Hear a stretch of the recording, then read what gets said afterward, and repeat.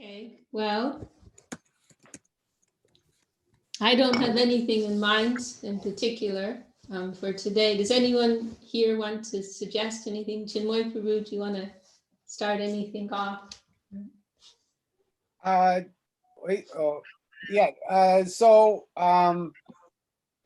in the Bhagavad Gita, Krishna says that not the source. He doesn't say he's the source. He's something like he is the source of all remembrance and all forgetfulness. And is he just saying that because he's just saying that I am everything, or is there a particular meaning to that? I am the source of remembrance and forgetfulness. Yeah. Or all remembrance and forgetfulness comes from me.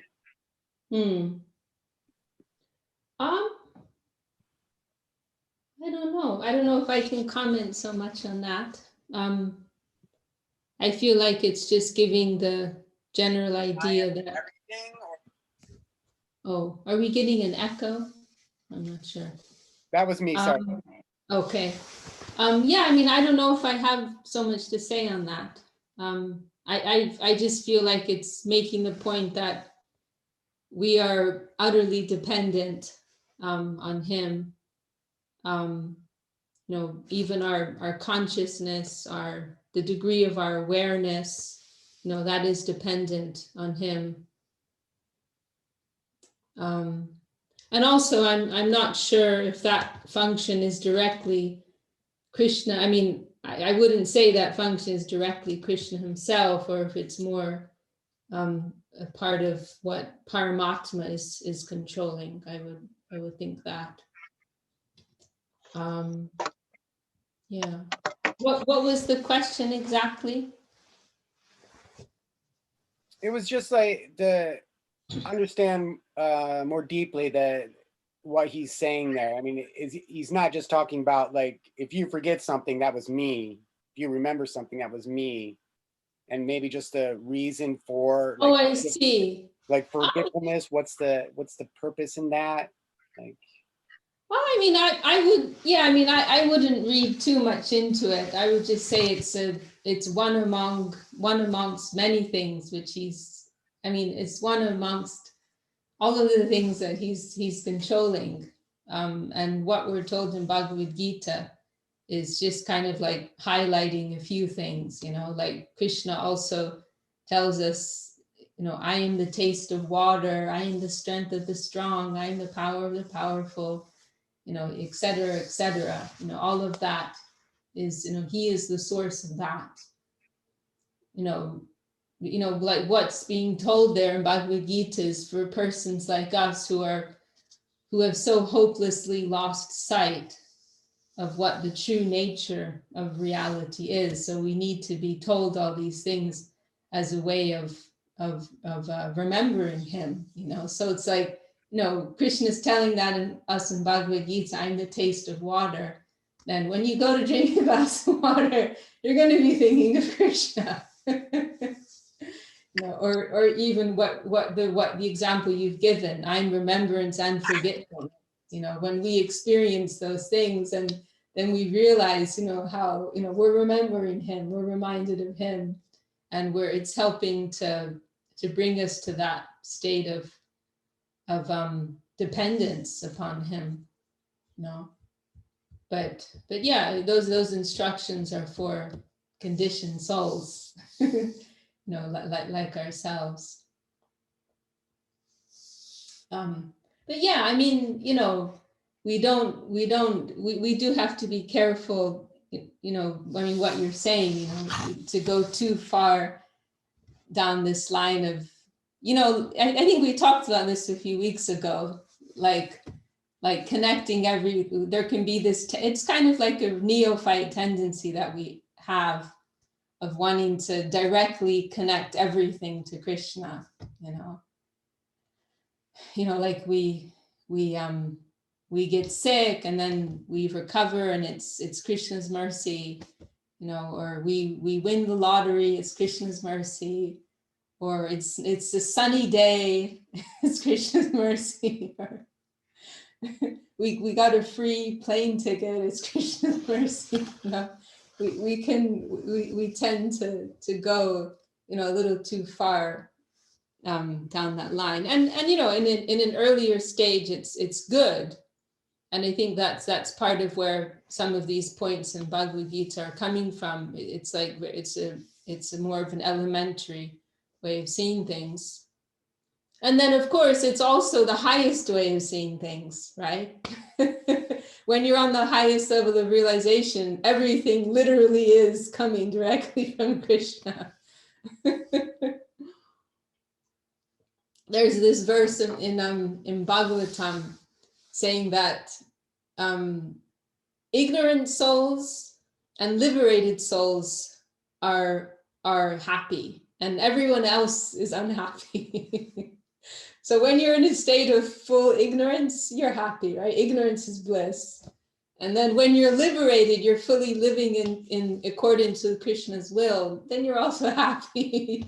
But it's the middle stage, you know, it's the middle stage, that struggle, that transition, you know, that is the difficult period.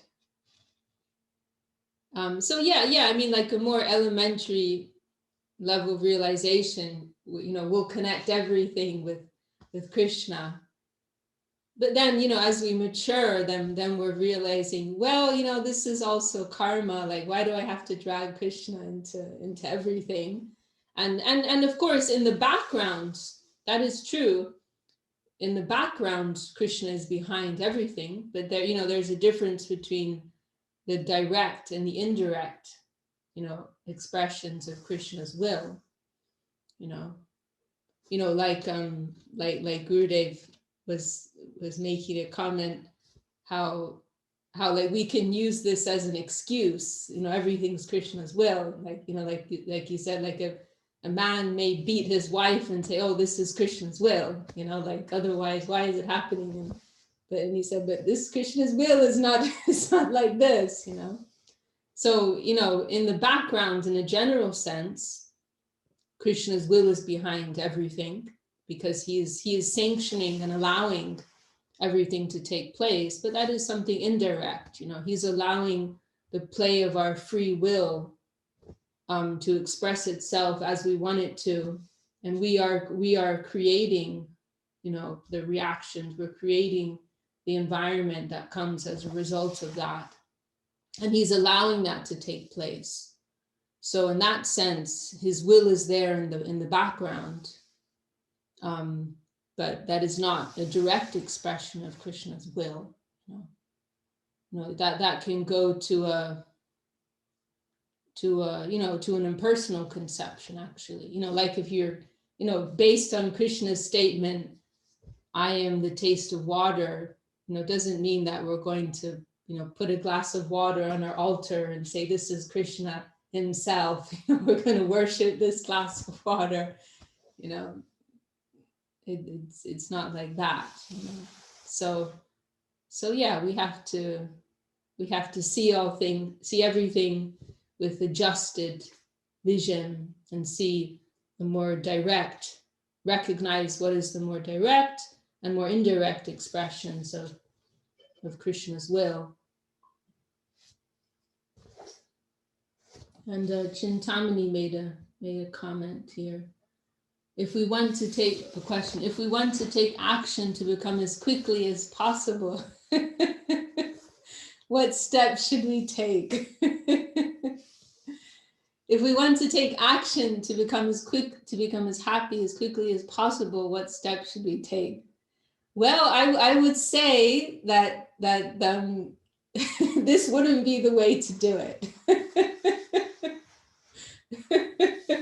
I would say stop practicing Krishna consciousness. There's no quick solution.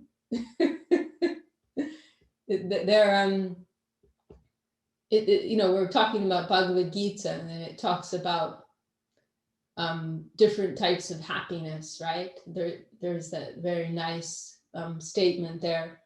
Happiness that is very a joy that is, or what, I can't remember the exact, maybe pleasure that comes, or experience, maybe Chinmoygu can remember the exact expression, but the idea there is that happiness that, or enjoyment, maybe it is enjoyment that is very pleasurable in the beginning, or activity which is very pleasurable in the beginning, but later leads to sorrow, that is in the mode of passion.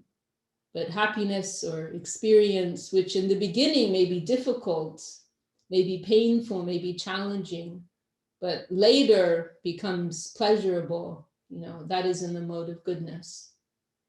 And Krishna consciousness is like that. Spiritual practice is like that. In the beginning, anything good, even in a material sense, we can have a lot of junk food, pizza, cake, ice cream, and when you're eating it, it's instant gratification. They have these phrases, right? Fast food, and now people use the phrase slow food, right? So fast food, it gives you instant sense gratification, instant pleasure.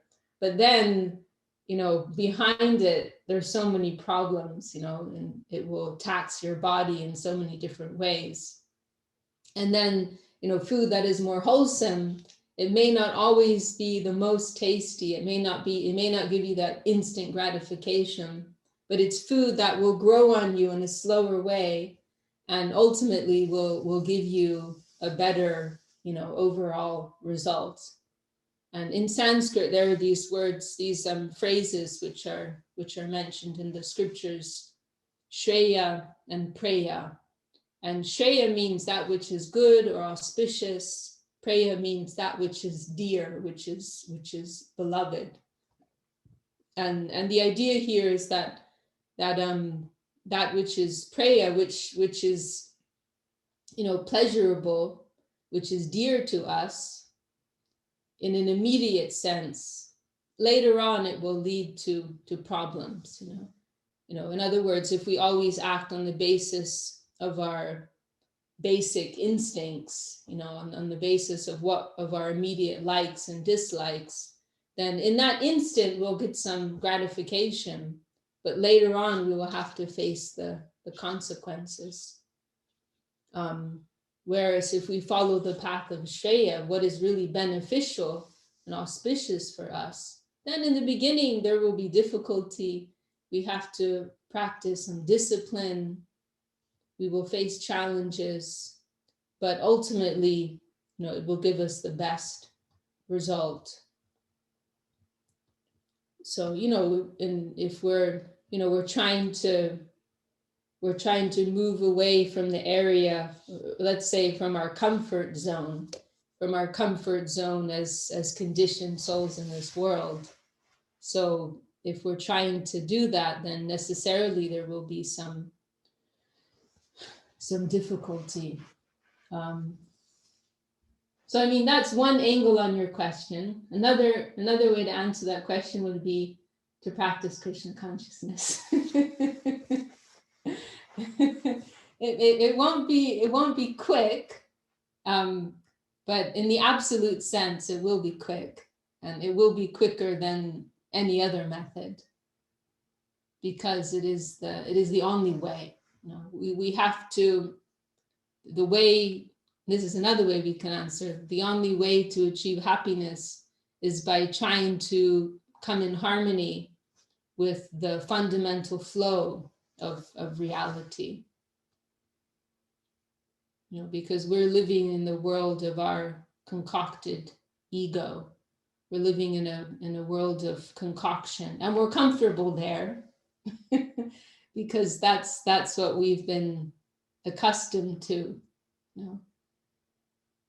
If somebody has a mental illness, or if anyone's experienced some like physical, what's the word?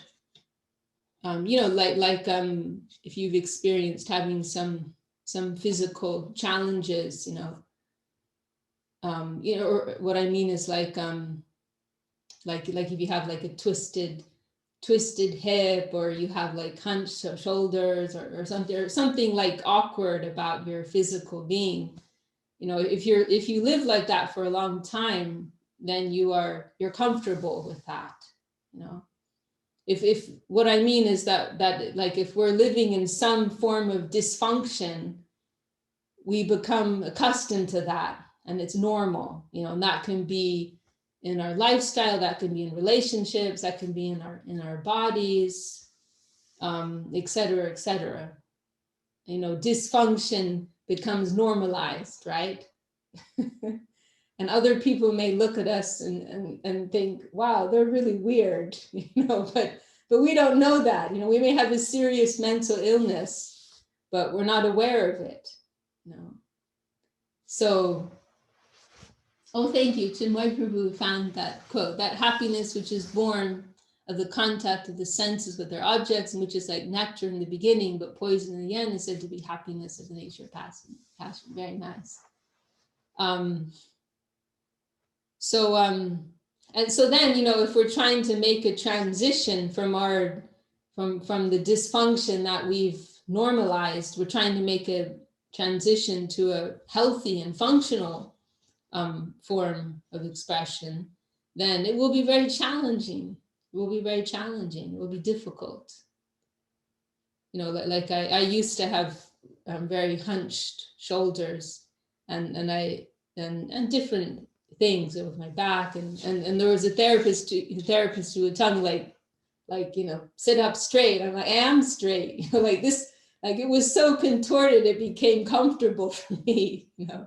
And so to move away to a more normal and functional expression, that was very strange and challenging for me. So that's our condition in this world. You know, we've adjusted, we've normalized a dysfunctional way of living. You know, our beliefs are dysfunctional and unhealthy, and they are detrimental to our true self, to our true nature, to our true needs. But we've become very comfortable with that. So therefore, to make the transition to a normal, you know, normal, healthy, happy, normal, wholesome way of life, you know, if we want to move with the normal people, the healthy people, then it will inevitably be challenging and difficult. But if we can go through that, and that may take many lifetimes, and again, in the absolute sense, that's not very long, actually.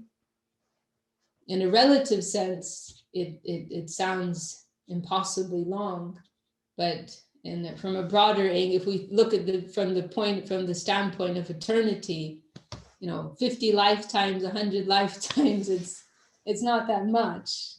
You know?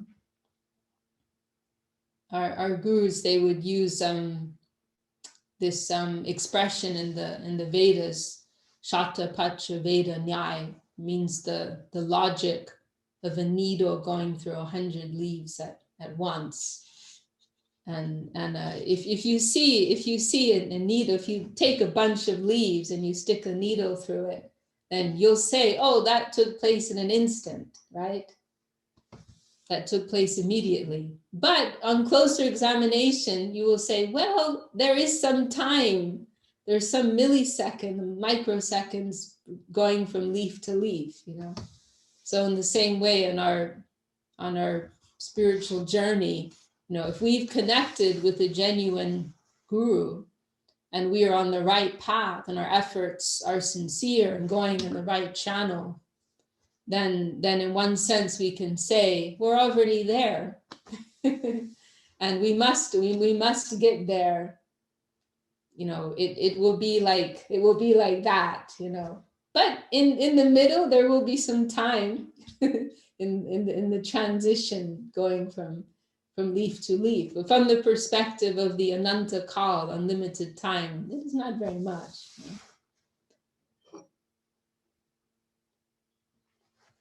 know? Our Gurudev Srila Govinda Maharaj, because he was living in that, he was living with that like, you know, infinite vision. He saw things like that sometimes, you know, like, like we're like insects, actually, you know. Like Gurudev mentioned a few times how mosquitoes, they live for like 15 days, right? There are some insects, they just live for a few days. But for them, you know, that feels like a very long time, you know. And you know, when we, and he, Gurudev pointed also, you know, when we look at the devas, right, then in Svargaloka, you know, we think of them as being immortal because they live for so many thousands and thousands of years, but their lifetime, you know, is also limited. You know, they're also mortal beings, you know. So from where we are, you know, it looks like they live forever, but it is not like that. You know? So our Gurudev, you know, he had that kind of infinite vision, and sometimes he could look at us in that way, with that perspective, and say, you know, you're there already. You know, like there was that one time, famous time in Russia when he said, he gave this announcement, and he said, "You're all already liberated." You're all already liberated. And then and then he said, "I know you're all doing some nonsense." And he said, "But that is nothing for my Guru Maharaj. You know, anyone who has a connection," that was what he said, "anyone who has a connection with my Guru Maharaj is already liberated. And I know you're all doing some nonsense, but that is nothing for Guru Maharaj. You know, he will purify you. Through his connection, you will be purified." So, you know, Gurudev, he had that very broad vision. You know, we live in a very limited way with very limited vision, but the great Mahatmas, they're seeing things, you know, like zoomed out from this broader perspective. And you know, like one devotee, he told, I won't say who because they'll be embarrassed, but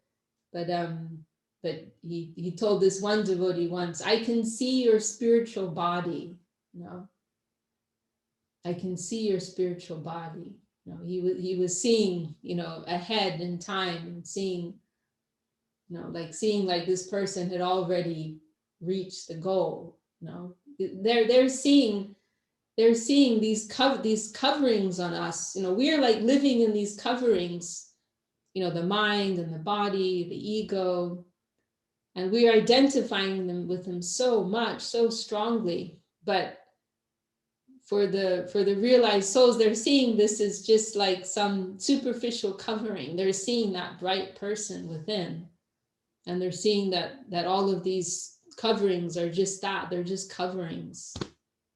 Like Srila Sridhar Maharaj gave the example of mushrooms. Mushrooms, you can just pluck them out of the soil.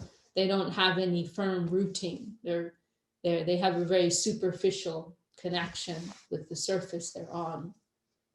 So all of these material coverings at the present moment, they feel to be all in all. They can be overwhelming at times. You know, they completely overwhelm us and overtake us at times. But for those, you know, with higher vision, they're seeing from the outside, it's just this light covering, you know. It's no big deal. like what's driving us crazy, you know, like what we feel like we feel like we're wrapped up in this like web, this impenetrable web of Maya. But for the higher souls, are just saying, "Oh, it's just some specks of dust," you know, and it can be washed away, you know. Didi? Yes, I think Prabhu. Pat wanted to ask something or wanted to say something. Oh, okay. Oh, sorry, I wasn't paying attention. Did you want to say something, Pat? But you'll have to unmute your mic. I don't know if you know how to do that. You have to push a button to unmute. Yeah. Do you see that little Wait, what is it that you do? Sorry, gotcha. Yeah, Oh, he's sorry, I got. didn't realize. Yeah, didn't realize that you couldn't hear me. Sorry about that. No problem. Yeah. So sorry. Was it somebody else wanted to ask something there? Did I jump the gun or no? Okay. Yeah. No, I just had been new to the the good book, the Bhagavad Gita, and just reading a bit of that, and also observing. I just wondering why there it seems as though the religion is very male orientated in terms of all the way down the line without much seeming change in the modern era in terms of women having a say in how things go or it seems very male oriented. I just wonder because I've observed that another organization it seems to be all female orientated, which is I just get confused about all of that. Why intelligent women don't seem to appear in the line or to in the modern day to take charge of or be in key positions at the top and all in other functions as well. I find that strange, actually. So I just wondered if there was any explanation around that. So, and you said you were relating this to Bhagavad Gita, in some way. Is there some particular point in Bhagavad Gita which is relevant to this? Well, I wouldn't like to refer to something that was there in the good book, like in the sense of my question. It would be rather wouldn't like to go to that extremity of asking anything about that line. Are you referring to this verse in is it chapter 9 or chapter 12? Mamhi Chapter 9. But that's not my question now. My question is not about that line. It's for me. It's a line that I would find rather it wasn't there. But anyway, no, it's about why it is so in the modern era that things haven't evolved in the sense of a balance or just find that strange how this could be even in 2021 that we're still there in the same kind of line of command, if you like, or I wouldn't call it, there's another word, a nicer word than that, but anyhow, you probably you would find one better than that. But it's just I find it strange that I can't get my head around that. Just can't understand that. So. I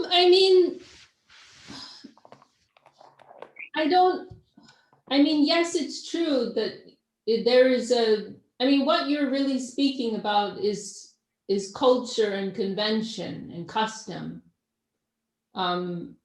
which first of all, I don't feel, okay, well, first of all, it's not relevant to the practice of real spiritual life and real Krishna consciousness, because it is something it's more of a societal concern, right? It is about how things are expressed in a physical sense, in a sense of, as I said, in a sense of tradition or custom. So this isn't actually a matter. It's not what I'm saying. It's not that in spiritual life, male or female, there's prejudice about male or female. And yes, this verse in Bhagavad Gita, Krishna mentions, it's a famous verse, Mamhi Partya Pashuta. I don't remember the rest of it now, but saying Krishna's giving this assurance that everyone, anyone who comes to me, anyone who takes shelter of me, I will take care of them, something like that, and he lists, let's say, disadvantaged persons. So he mentioned women, persons of a low birth. He mentioned women, and saying they will, anyone who comes to surrender to me, they will achieve me, along those lines.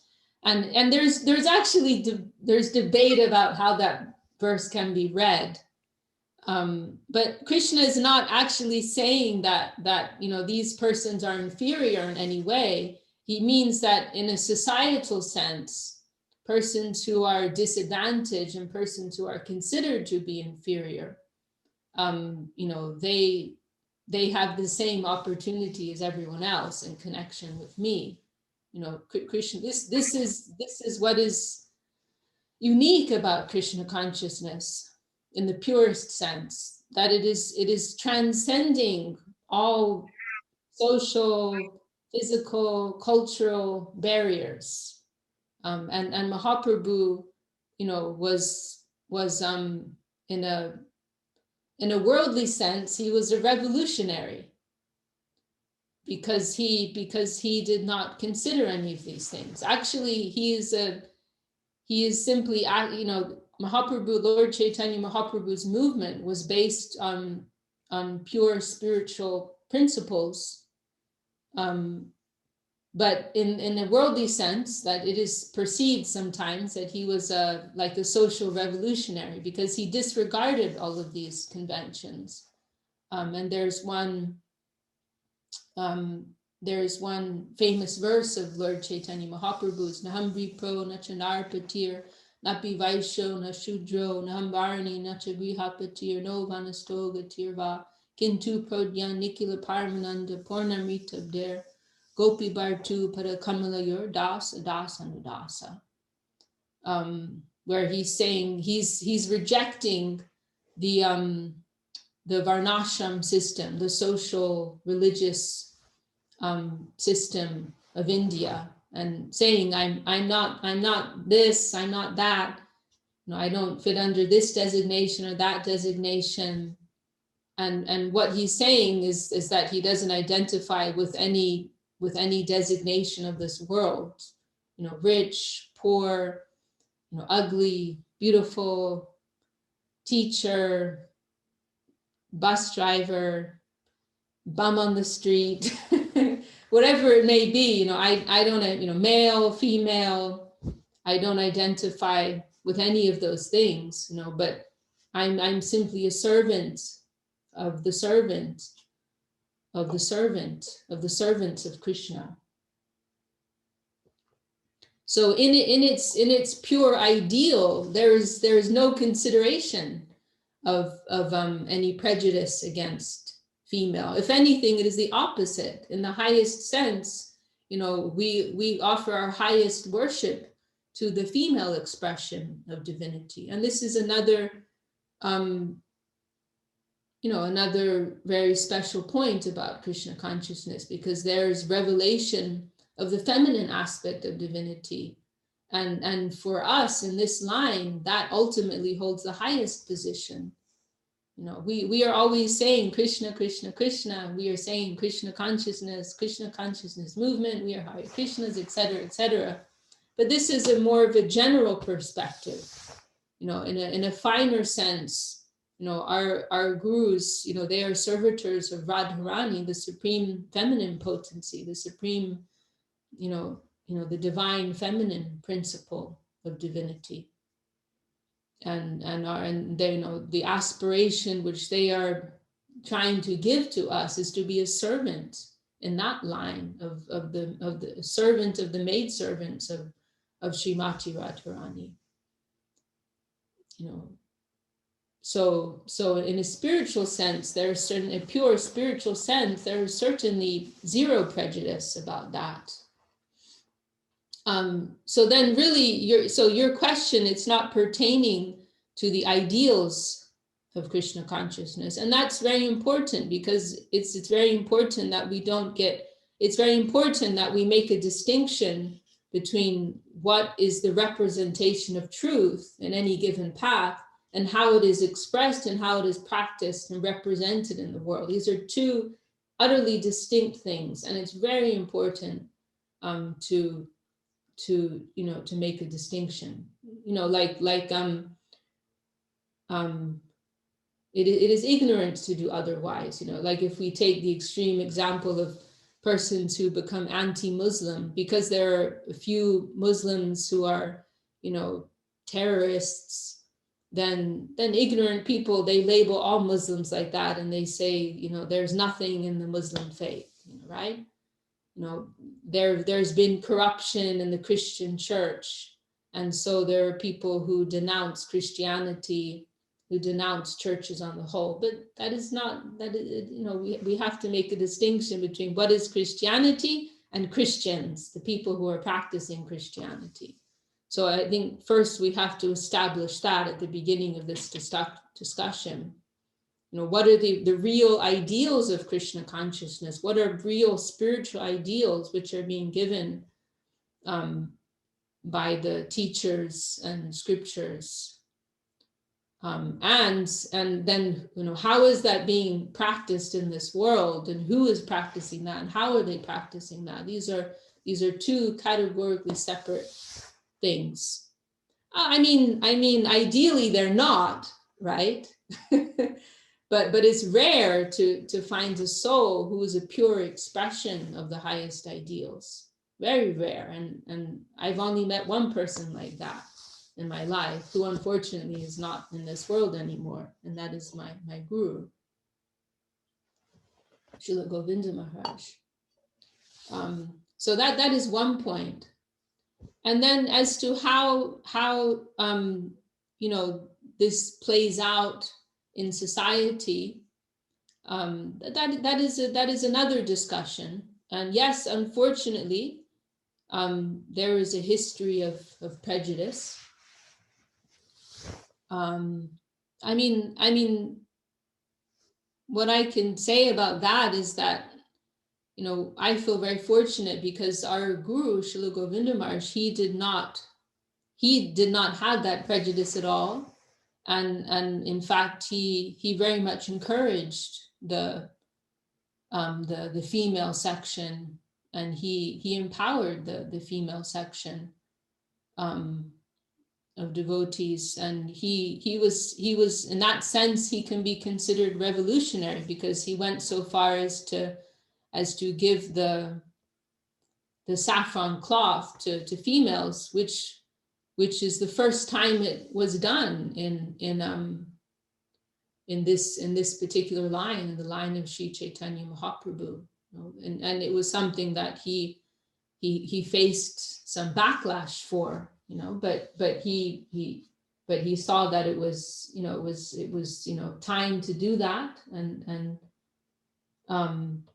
there was some necessity for that, and he saw also that it was in accordance with the teachings of scripture and spiritual principles, and so he did that, and he very much encouraged the female section. And in fact, he used to say, my daughters are better than my sons. Many times he said that, and in our mission there are many ladies who are leaders, who are running missions, preaching, etc., etc. I'm not saying that there's not any prejudice in our mission. Of course there is, because we're humans. But our Gurudev was definitely not like that, and he created an atmosphere. In a general sense, he created an atmosphere where women are very much encouraged and recognized. So in a general sense, I would say that I don't feel that prejudice so much, at least within our mission. So that's another point. Then we can also mention that that yes, in scripture there are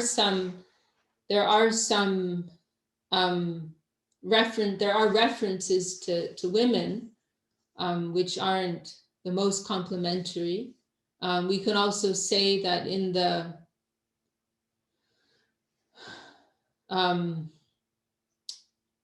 Varnashram system, in the traditional Vedic system of India, women, they were not in the forefront of society. But we have to what is it? What was it that I wanted to say? Okay, first of all, we have to see that in the scripture there are two lines of expression. You know, there are expressions which are more on the absolute side, and there are expressions which are more on the relative side, more pertaining to worldly things. And so in regards to women, you know, that I would say that's a social and cultural matter, and there are different reasons for why women were, you know, in more of a secondary position. I mean, one way that our Gurudev mentioned, one way our Gurudev explained this is he said that you know, there was recognition that women naturally already have so much power, that naturally, you know, women, they have so much Shakti. And so therefore, it wasn't necessary to give them more power because in the background, they're already holding all the power. They already have all the power. And so it wasn't necessary to give them more. You know, they're already, you know, there's recognition like that, you know, that women, they can control men. You know, they have this kind of Shakti. And in fact, you know, India, I had an interesting discussion about this with what is Prabhu's name? Jairam Prabhu. He's an Indian devotee in San Jose, and he was born in India, but he came later for work to the US, and he works in Silicon Valley. But he said that we had an interesting discussion that on this point, that India is traditionally a matriarchal society, and actually India has a very complicated history because it's been I mean, we don't need to go into too much of that now, but India's, you know, been dominated by different outside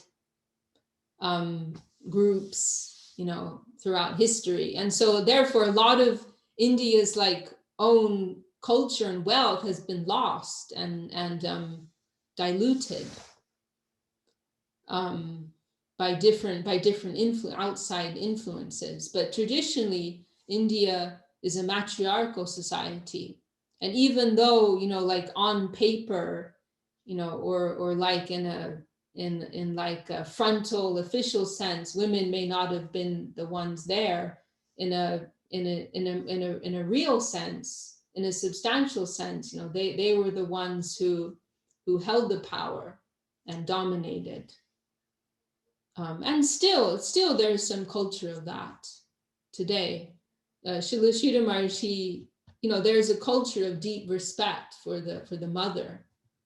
Srila Sridhar Maharaj, he mentioned one example of one famous Indian scholar. I don't remember what his field was, maybe in science or philosophy, something like that. But he may have been a Nobel laureate.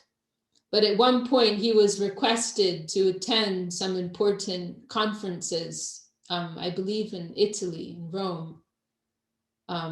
He was requested to come, but he requested permission from his mother, and she didn't give him permission, so he didn't go. Or maybe it was to America. I can't remember, but he was requested for some big, you know, prestigious to come as like a guest of honor to speak at this big international conference, but his mother didn't give him permission. He was a grown man, you know, fully grown man, but his mother didn't give permission, so he didn't go, you know. So there is this culture in India. But in any case, you know, whatever may have been practiced in the Vedic, because, you know, this is another point we have to, what is Vedic and what is Krishna consciousness? These are actually two separate things. You know, Krishna consciousness is pertaining more to the highest expression. Krishna consciousness is pertaining to the highest expression of intrinsic spiritual truths, whereas Vedic is more intertwined with the ways of the world and accommodating human nature and adjusting with the worldly plane. So therefore, the Vedic truths, they are not necessarily representing the highest spiritual truths.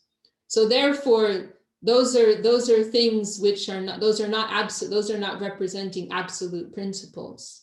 So therefore, we adjust according to time, place, and circumstance. We adjust.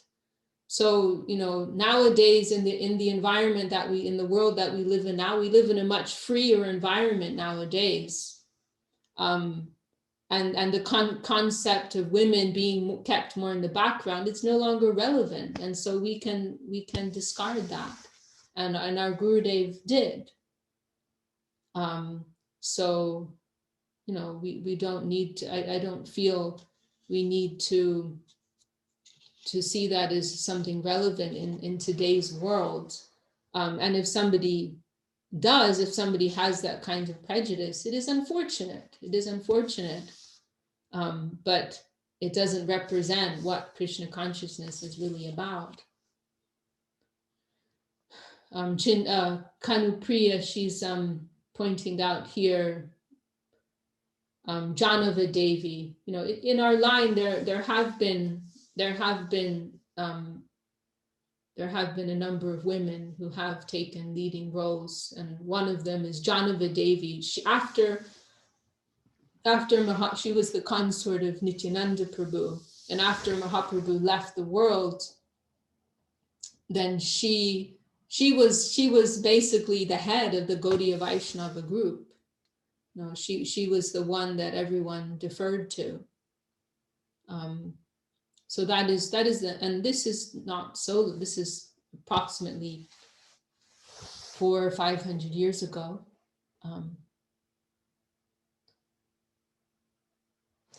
So Pat, how does this all strike you?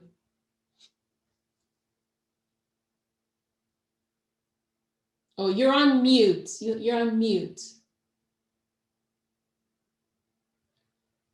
Sorry, back again, yeah.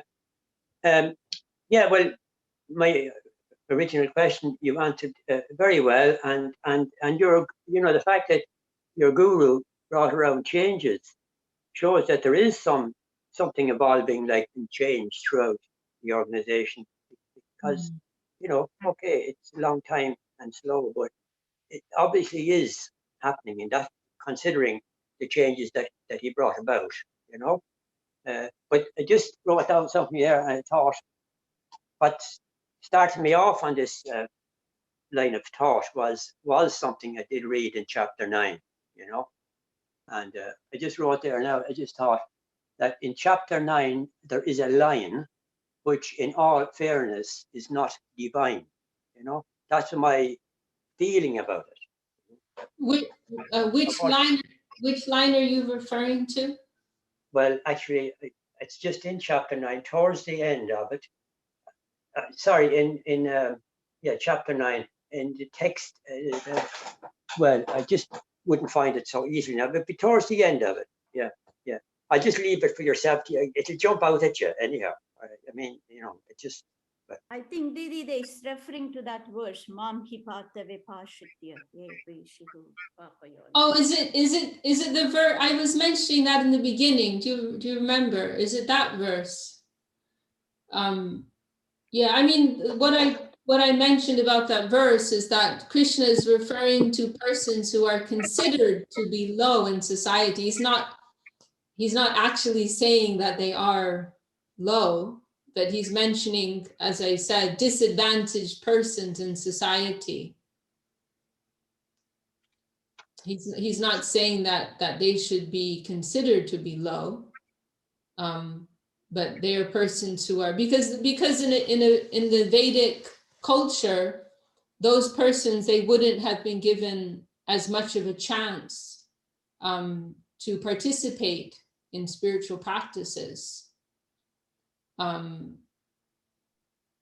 They're so in that sense they're at a disadvantage. They were not given, women and other groups mentioned there, they weren't given the same opportunities that a Brahmin male would have been given.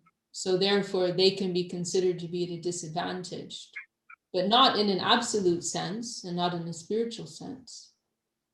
There's one famous section in Srimad Bhagavatam, that one avatar of Lord Krishna is Kapila Dev, and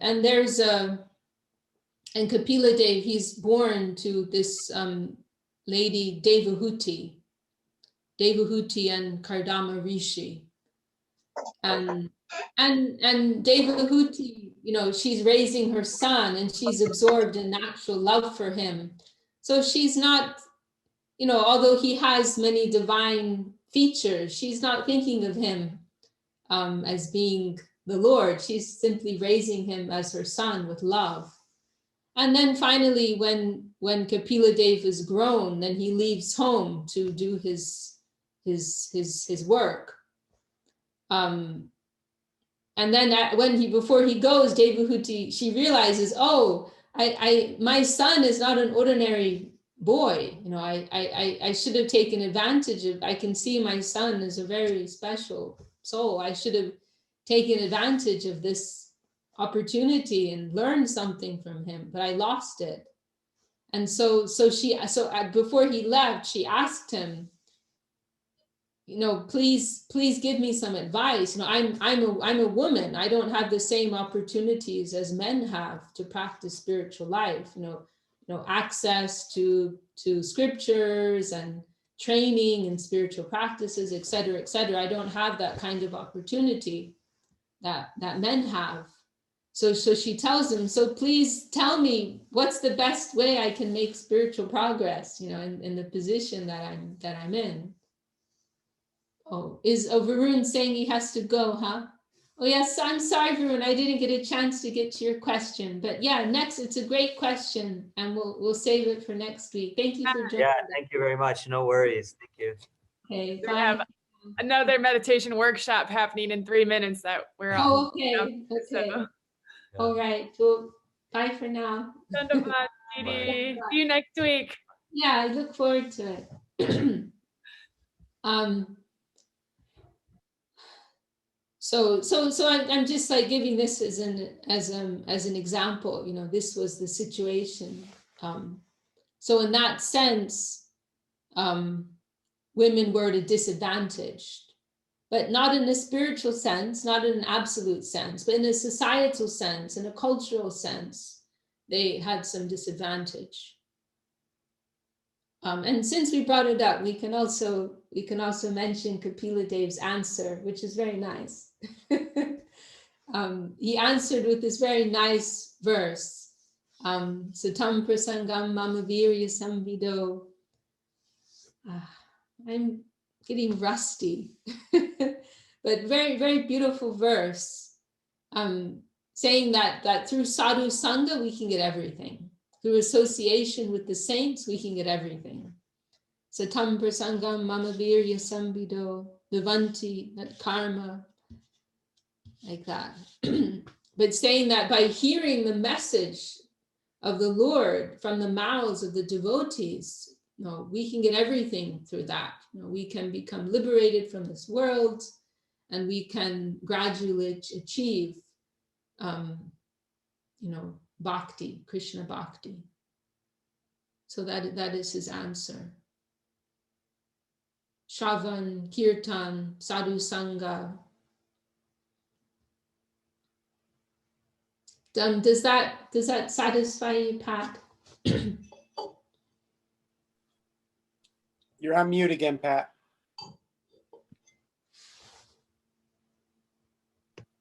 Yeah, that keeps happening. I don't know if I can't see that it's happening. It's just, however. Well, yes, thanks very much for that reply. It was, Okay. yeah, it was very good. At the same time, I'm still have a kind of, how would I describe it? I think, yeah, well,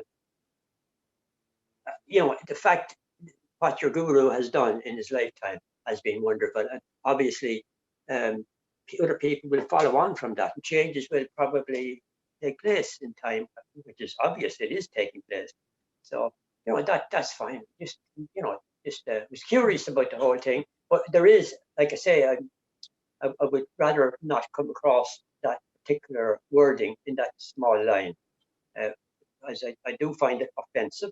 But anyhow, that's only me personally, and therefore it doesn't really matter. I'm not a very, I'm a very basic student in this regard. So, it just struck me as something that truly annoyed me. But look, I get over it.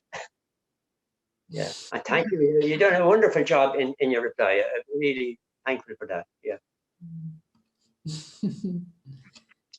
Yeah, I mean, I can understand your feeling. I mean, in the world that we live in now, these things they can sound a bit strange. But if we think of the context in which it was spoken, what type of society Lord Krishna was speaking in at that time, then it will make more sense. But yes, in the modern day, it will sound offensive. It will sound strange and outdated.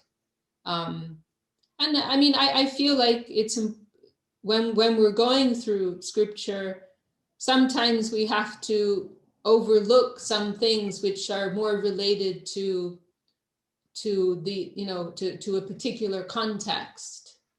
And we have to develop like a discerning eye, and try to see what is the essence in what's being said. Yeah, there are some things which are of more universal application, which are purely absolute truth. They are relevant irrespective of time, place, circumstance. And then there are other points which are not always so relevant in every context. And so I think it's necessary when we go to read the scripture, to develop that type of discerning eye and try to draw out what is really the essence of what's being said. Because I mean, the main point is that there's no question of there being real prejudice on the part of Krishna or any truly self-realized soul. Yeah. Does anyone else want to add anything? Chinmoy Prabhu, you want to add anything? What I think about sometimes is, because like you were saying, that the scripture was a particular time, particular society, and I've heard that Jesus actually, he preached vegetarianism, like he was a vegetarian.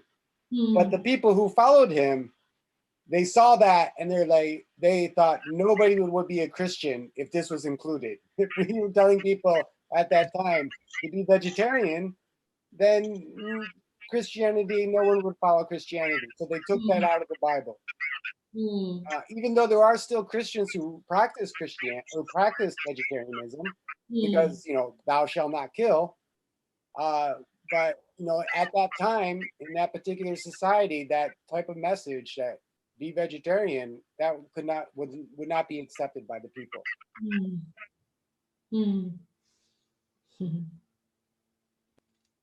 Yes. We have quite a few others who've joined us. Govinda Nandini is also here with us from Brazil. And Devi Shakti Didi is here. Very exciting. Dandos Vishakha Didi, Dandos Kavit. Ramananda Prabhu is here. I Also. joined late. Dandavat. And Suvasini Didi is here. And I think this is Jayadev Prabhu, the unidentified number. So Kanupriya is also joined us. Uma Devi Dasi. Are you looks like are you calling us from home this time or are you at work again? Dandavad Pranam Didi. I am at home today. Okay. I was excited you joined us from where was it again that you joined us from last week? Yeah, last week, yeah, that time my work finishing time. Uh-huh. Yeah, then I went back to join like 45 minutes. Okay. Didi, I have one question. Can I ask you? Of course, yeah. In India, some new devotee, they are planning to take initiation from Acharya Maharaj. They Wonderful. knew young girl, they asking because when monthly period time, what they have their service for them. Because monthly period time, they can chant Tulsi beads. And they asking question, what I can answer them. Yes, definitely. The only restriction, I think it's just the first 3 days, right? Not to do deity worship. And also the Gayatri won't be chanted during the first 3 days. Okay. And not to do deity worship. And anything that is connected with Vidhi Marg, the line of rules, scriptural rules and regulations. But taking Harinam, Mahamantra, there's no restriction ever. And yes, you can chant on the Japamala. And you can go, I know there, in India, they can, there are some who are they follow this in a very strict way. Like I've heard some persons, they won't even go before, they say not to even go before the deity. Even they don't go kitchen also, they don't. No, they are separate. Yeah, you shouldn't go to the kitchen, and you shouldn't do any service which is directly for the deities. But you can still go to the temple. You can go in front of the deities to pay your obeisance, and because I know there are some persons they won't even go to participate in kirtan in front of the deity, but that's not necessary. But yes, any service directly for the deities, that you should not do at that time. But otherwise, everything is fine. Then they can do Ekadashi fasting that day. Yes, definitely. Yeah. Thank you, Didi.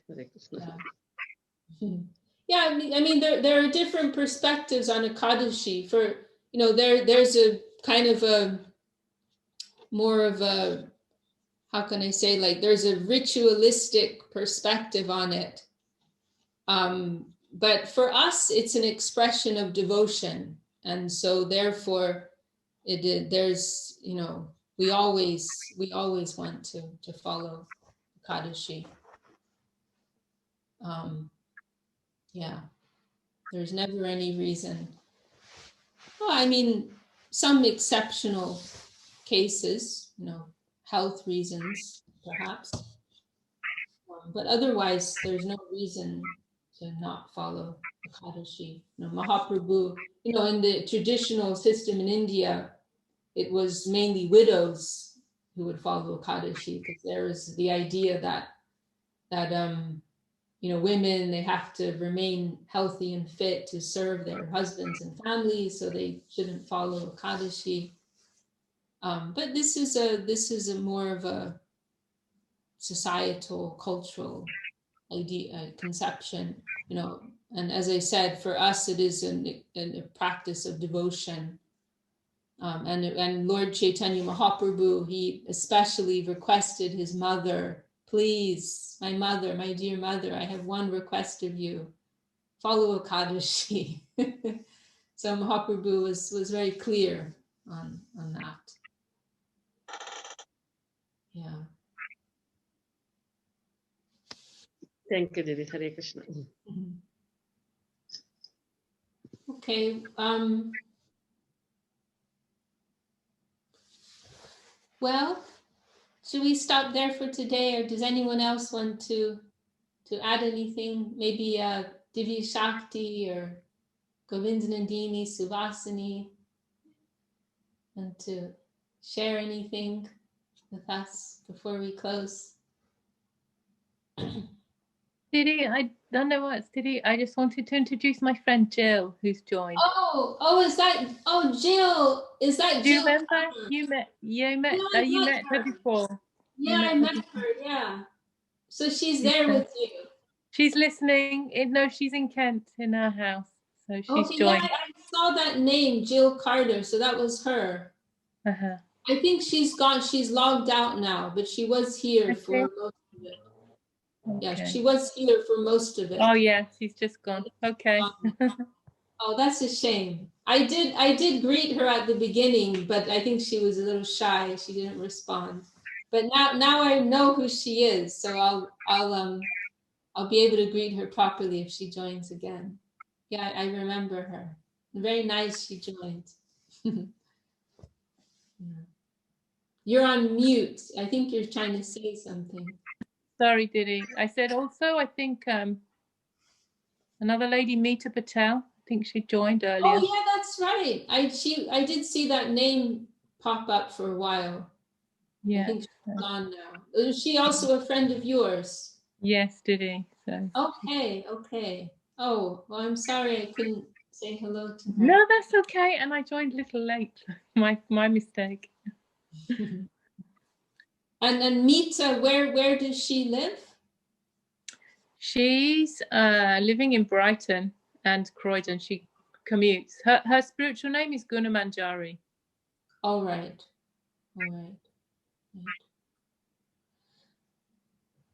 Okay. Well, maybe we'll close there. I done the best to everyone. Divya Shakti, Didi, we haven't had you for a long time. Can you please say something? Let us see your divine form, your Divya form. Well, she's hiding. Okay. All right. I done the Thank you for joining us. Krishna Vishakha Didi. Jai Shri Bhakti Sundar Govinda Dev Goswami Maharaj ki Jai. All the Sangha devotees ki Jai. Shri Hari Nam Sankirtan ki Jai. Gaur Premanandi. Hari.